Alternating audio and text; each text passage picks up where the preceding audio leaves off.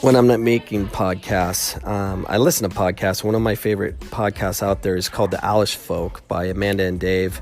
They do a great job on their podcast. They focus on the English language, and they'll just talk about, a specific word and where it came from, and kind of get into linguistics of everything. And they do a great job. It's very professional, unlike mine, where you have background noise. My kids are in the pool making noise and all that stuff, but I'm still gonna post this. But the Alish Folk, definitely subscribe to their podcast, especially if you're into studying of literature and specific words. If you like to really understand the English language, they do a great job. I like episode 26 where they talk about soccer and football. Is it soccer or is it football? And they talk about where it came from and what the meaning is, and they really do a great in-depth look into those specific words and where they come from. So it's an interesting podcast. I definitely appreciate Amanda and Dave and the time they put into it. It's a high quality podcast. So listen to that podcast if you have a chance. Other than that, here's my next episode.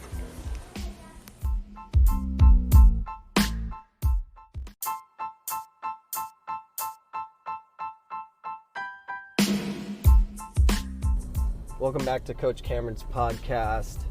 On this past Friday, we played in a 6v6 league that we organized at Phoenix College, and my son's team is playing another team, and they're very good.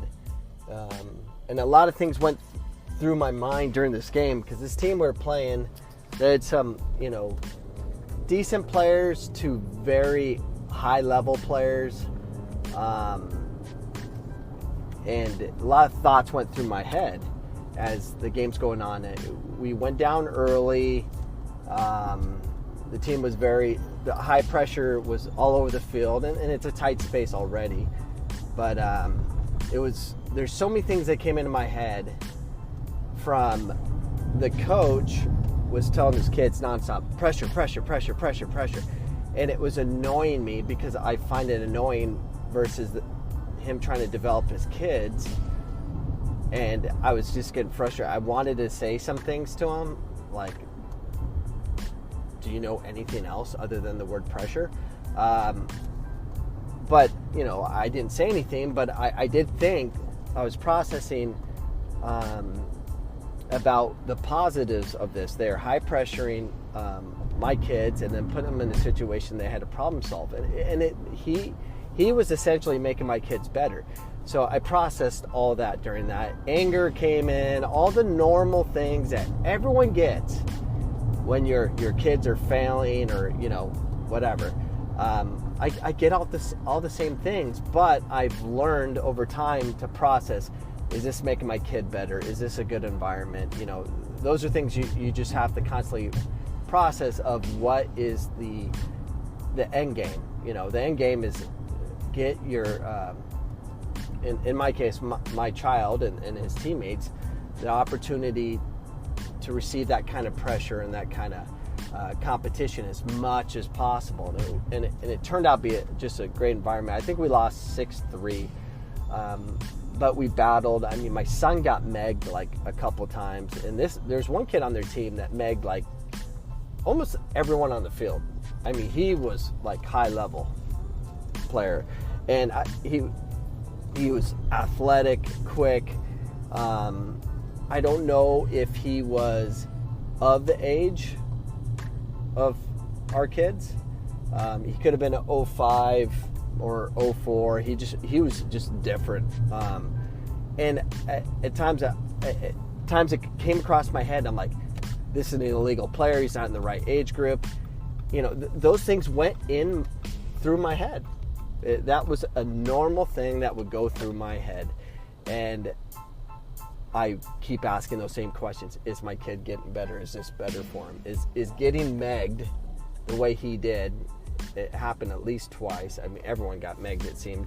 And the kid was very effective. It wasn't just like goofing around, showing off. He was effective with it. So it was very impressive.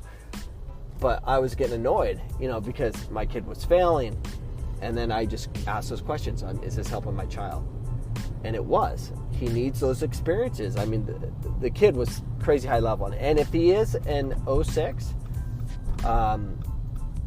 this is a player the national team should look at. The kid's that high level. He's that technical. He's that good. So that kid should be identified, but he's playing in Hispanic leagues. So you're not going to see too many kids like that. So that's kind of what I'm processing. And then we got scored on. I think it was their 5th or 6th goal. Got scored on, and the kid went and another kid kicked the ball in again. And I was ticked. And I was totally upset. Like, I wanted to kill that kid. Then I went through that same process of, is this a good situation? And I kind of got bothered that my son didn't get bothered. I mean, I would have been ticked. I would have killed that kid. But that's the kind of player I was, an angry player, and I don't want my kid to be that way.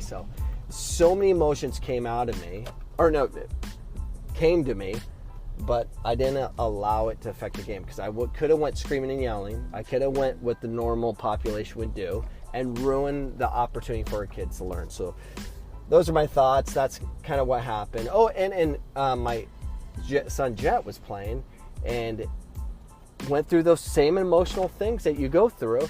He's playing futsal, and they're up by 2, and my son goes in the goal, and he's getting scored on, and he's just not paying attention. My wife's freaking out, and I feel what she's feeling. She's more vocal about it, but you let the process happen. You just let it happen. But then you got a coach behind the goal trying to help him out. Like, just let him deal with it. You don't care about the win, and everyone's so focused about the win, they're missing the process of learning versus they're just shooting.